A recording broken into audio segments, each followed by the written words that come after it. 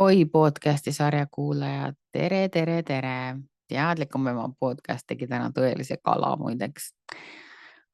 Salvestasin ainult MP3 versiooni, kas päkapikud ja jõuluvana või mitte, ehk rääkisime väga tulisel teemal, mis on lastele valetamine, kuidas seda traditsiooni võiks võtta ja andsin oma arust päris head nõu, aga seda ma ei saa nüüd siia podcasti sarja kohe kuidagi üles riputada, mis tähendab seda, et meie 5. episoodi saad sa kuulata Spotify's, SoundCloudis ja RSS-is. Nii et 100 miljon vabandust. Oh my god, aga see lihtsalt oli nii hea episood, et ma ei hakka seda hetkel ümber rääkima. Nii et palun mine kuula seda seekord natukene teisest kanalist. Ja pea meeles, mina olen sinu jaoks alati olemas ja kõik inimesed teevad vigu, on ju. Ja kui me teeme vea, siis me tunnistame seda viga ja õpime järgmine kord teen paremini. Kallis oled.